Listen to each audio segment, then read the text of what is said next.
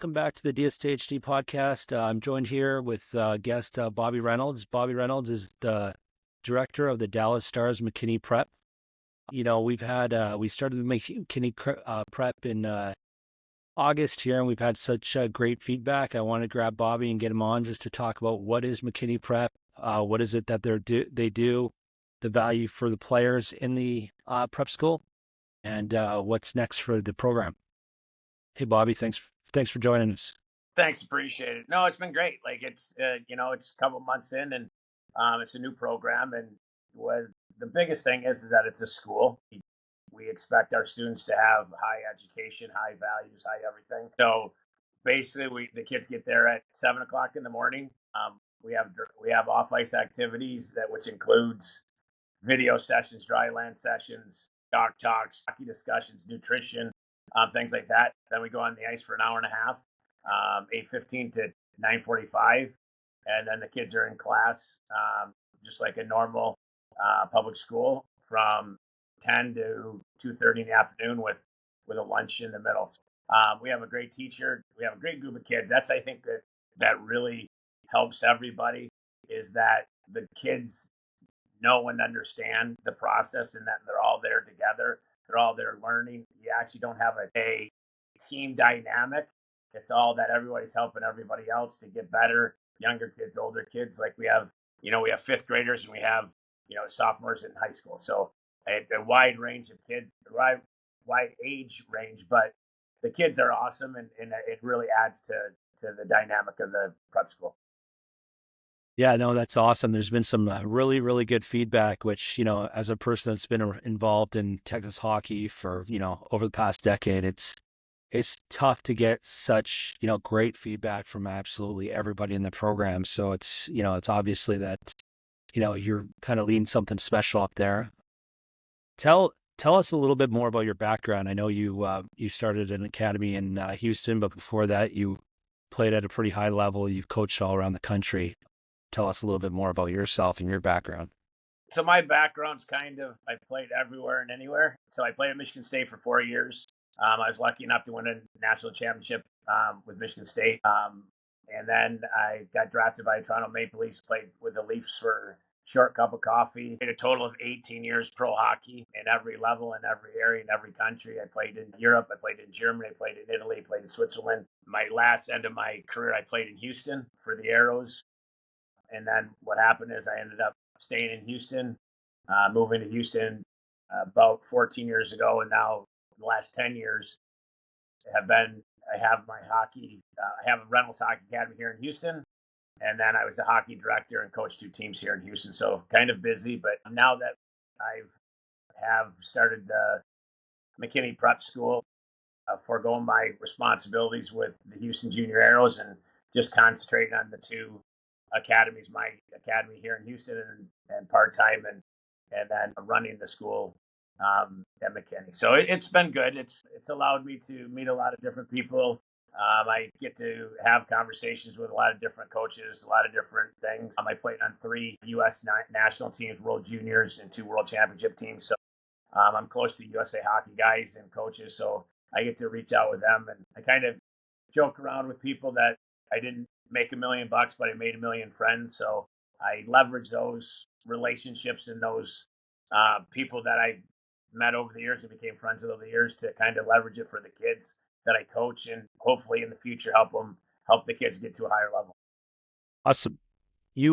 So when we started this, we started to talk probably about 8 months ago. It was before the summer started. I mean, you started to talk about, what can we do for the community, and and I know, the Dallas Stars were really interested in taking that step into the, the prep academy type model. You really had an interesting kind of view on it. I know you don't call them hockey players. Everyone that goes to your prep, McKinney Prep, they're students, right? And you really pride kind of the environment of being a full athlete and student, as kind of student first, athlete second. So kind of tell us how you kind of learned that, and why that's so important to you and McKinney Prep. Well, I mean, I guess one, going on my experience of getting the opportunity of playing in the NHL, but knowing that I was going to have a job after my pro career ended. A lot of us aren't going to be first round draft picks that are going to make millions of dollars. And so the school part is the most important, I feel, in this whole thing. We all want to be hockey players. We're going to be able to develop kids. We're going to be able to make them better hockey players. That's without question. But there's no sense of doing all this if our grades aren't good enough and we can't get into a college or university and play college hockey if our grades aren't there. So it's kind of anti-productive if we're only hockey, and we really don't concentrate on school. And I think making sure the kids understand now that you're a student athlete, even though whatever school you go to, you're a student athlete, and you better get used to it, because from now until through turning professionally, you're always going to have school. So we always call we're students first, and, hockey players second. We want to make sure the school is the most important. And we want the kids to make sure that they understand that the school is most important, because once we conquer that and make sure that we have, our school and good grades and things like that, it just kind of fits into the positive and the productive thing of becoming a really, really good hockey player. In my school in Houston, we've had 9 kids now actually go through the whole program and graduate. All 9 got into their first school of choice. And I'm as proud as that as the 6 or 7, 8 kids that I have playing Division One, and another 8 to 10 that are playing in junior hockey now, because that's what fit that kid's development plan. They weren't. Some kids just came for the school. And when people come to me and say, "Hey, I want to come for the school because my kid likes hockey," I'm proud of that. That means that we've established a culture of having school as the main focus. And then because of the focus on school and the details and things like that, it's astonishing how easier and how much more development you can get from the kids on the ice, because they have a focus. They know what's important. They know how to manage their time, and it just kind of goes hand in hand with both their development of school and on the ice. Yeah, and I guess in talking about that, we got to mention Trish Rapp, who does a great job. It was a top priority for you and myself to get kind of the most experienced teacher, to help the kids out, and I think we got that in Trish Rapp as well. So in the coming weeks, we'll probably grab her and you and the other coaches and get them all on here as well. Yeah, seriously, we're blessed with Trish. Like for to have somebody with her experience in public schools, I know it's over 10 years. I think it's 15 years doing multiple subjects, doing multiple age groups. She just has a knack of helping kids, and just she loves teaching. And when we can combine that in an environment, it's awesome. And actually, this past week, my wife brought my son Rito to prep in Dallas, and she walked in and she was like, "Wow, this is impressive. Like, Trish is really impressive." So she's actually watched our academy grow in Houston from 12 kids to over 30 kids, and she's seen the growth, and she's seen our teachers and things like that. And that was her first impression. So to me, that was an awesome feeling, knowing being the director, knowing that somebody that understands what we're looking for, understands what it takes to be involved in being a teacher in that type of setting, instantly was like, wow, she's great. So yeah, we're really blessed to have Trish, and when you put somebody like that in, that cares about the kids and cares about the education and has one-on-one capability of sitting down with each student and helping them with their grades, it's a great combination. Yeah, awesome. Let's transition a little bit on to the on-ice product and the off-ice product. I know that the kids get to, and you said at the start, just correct me if I'm wrong, they get to the school in the day, they do off-ice, and they jump on the ice for an hour and a half. Tell me, I know when we were talking in the summer, you were talking to a bunch of parents. I was listening to you.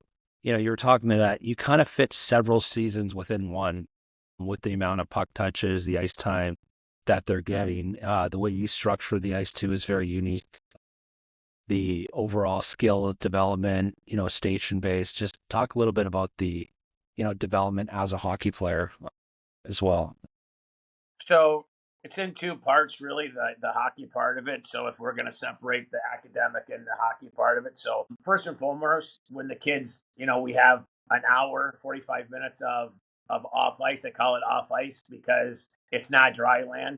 We'll talk about Tyler and Dave later, but both of them are very, very high level, very, very good at doing a dry land and things like that with hockey players. But our off ice, I consider it more than just dry land because I want to use that hour to help the students become better hockey players. And that's doing dry land with them for one day, doing hockey yoga and stretching other day, doing video sessions with them, having chalk talks discussing what they saw at hockey game, having them watch their videos, tell me what they're seeing, and then obviously the physical part of it. And the big thing is that we run into, or we have at our school, is that we have pre-puberty and post-puberty kids. So obviously when you start getting into the dry land part of it, the physical part of it, you have to structure the kids into the USA Hockey long-term development and go into, hey, listen, what kids should be doing before puberty and what kids should be doing after puberty.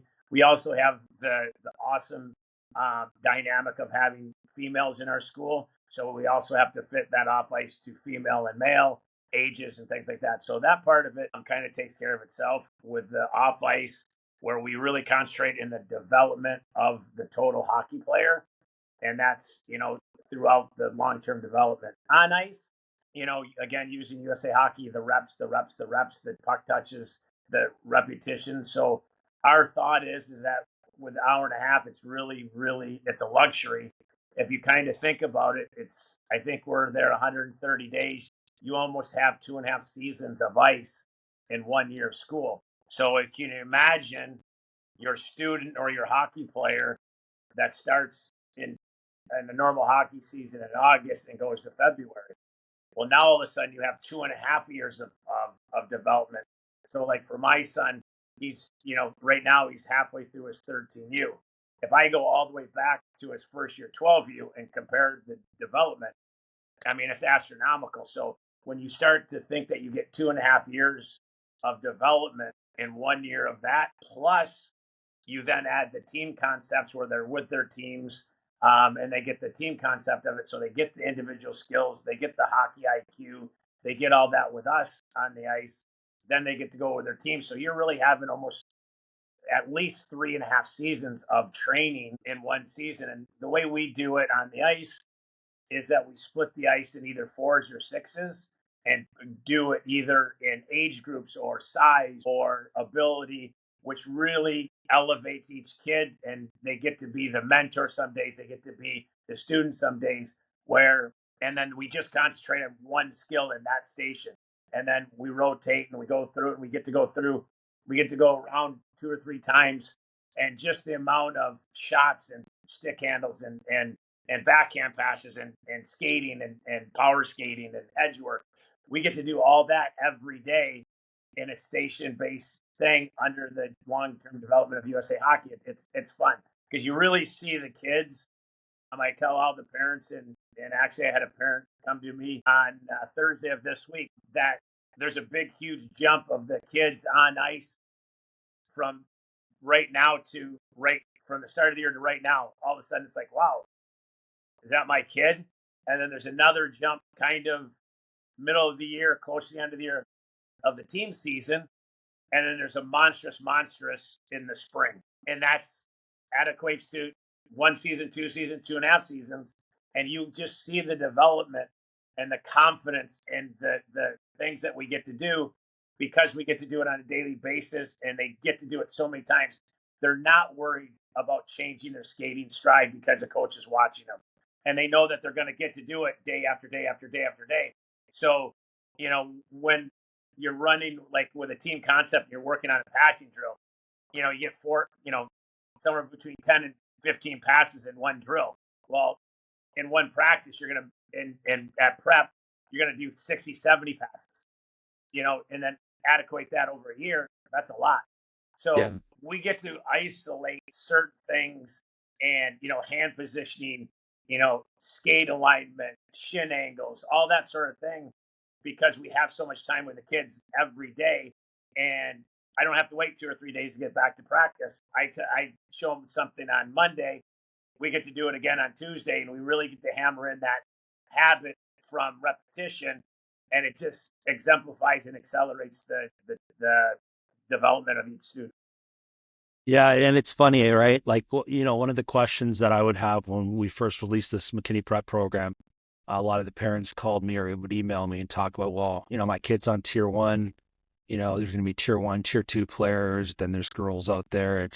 It's amazing. I think out of the whole program, I don't think one person's, concerned or asking about that anymore. I think, the communication that you have and how you run the on-ice sessions, I think speaks volumes towards, what they think now compared to the questions they had at the front. Yeah. And I want to knock on wood here because it's tough to get this in any hockey, never mind DFW hockey, but just this satisfaction, right? I think is through the charts. If it's not 100, I think it's pretty close to 98% of the players that are going there. And what it is that obviously, no matter how many kids on the ice, you're going to be able to point out, okay, that's the best kid or that's the weakest kid. But the thing is that when you have 18 to 25 kids on the ice, you get to mix and mingle them. So an older kid might be able to get to work with a younger kid. Now he has to verbalize what he's learned to a younger kid, which helps them. You know, and like we can have a 12-year-old talking to a 10-year-old or a 14-year-old talking to a 10-year-old, and we get to mix and match the dynamics. If I like last week, I'm really concentrating on this one student to really get his skates underneath him. Well, I matched him with another student that is really good at that. And they just kind of worked together and he watched him and things like that. And he now is all of a sudden seeing it. We videoed him on the ice. So now he saw both students skating stride, his and the one that's good. So now with a combination, it really accelerates his development. It always is this issue. I get that question all the time. Well, the talent and the size and things like that. The reps that your student is getting on a daily basis, the groups are one or two or three people tops every day. It's not like I'm running a team practice and we're trying to do 3-on-2s and 4-on-4s and things like that. I get to do small area games, 2-on-2s, 3-on-3s, which really adds another element because now kids that might not ever play against an older kid now gets to compete at a high level, and which again accelerates it. So you get to do a lot of fun things with the dynamics of older kids, younger kids, weaker kids, more skilled kids, and you get to start maneuvering the practice plans to help each kid develop. And as you're sitting there, evaluating, okay, these guys need this and needs that, it just kind of helps it out. And it's actually more of a plus, I think, than a negative. And I think that's what parents see. Once parents see how we do it on the ice, how their kids are developing, they have an aha moment of, hey, this is really good. No, absolutely. And then, I've been there a couple times, quite a bit actually I was there last time talking to the girls. It was, we had a Halloween party at the same time. Talk a little bit about the culture because it's not only the student athlete and student and what they get in the classroom and what they get on the ice and off ice. It's also the culture that we're able to create with the students and the instructors and the teachers. So talk a little bit about the culture that you try to kind of instill in, all the kids that come to your program. You know what? It's as simple as this. So when all the kids go to lunch, we have boys and girls. We have, like you said, juniors all the way to fifth grade, fourth grade. All 16 of them go out in the lobby at McKinney and they pull all the tables together and they all sit in a circle together and just have conversations and talk and things like that every day, no matter what day it is. And for you be able to get 16 kids to sit around together and just have fun and be smiling and joking around, where Yeah. we actually have to, as teachers and coaches, go to them and say, hey, lunch is over. We got to go. That's a cool thing. And, everybody wants that culture and the trigger word culture and things like that. But I really believe when you have the parents that have bought in, that they're really, they want their kids to be good students and good athletes. The students are buying in. Hey, I want to be a good student. I want to be a good athlete. You have grade A teacher. You have the best coaches. you now then have from top to bottom made it a elite program, and the kids love that. Like the kids love that. Like we had a Thanksgiving dinner on Wednesday, and everybody brought in potluck. All the kids dressed up at Halloween. Like a lot of them actually teamed up. That they were groups. One was Alvin and the Chipmunks. Some were camp counselors. Some were a goalie and his defenseman. So they were working together for their costumes, and it was a real fun thing. And they got to explain why they did it, and it was fun because the fifth grader was excited as the junior and senior in high school about hanging out and making sure kids are having fun and asking about the younger kids about trick or treating. And on a daily basis, we have a pantry room where we have toasters and microwaves and pizza makers and Vitamixes and all that sort of thing.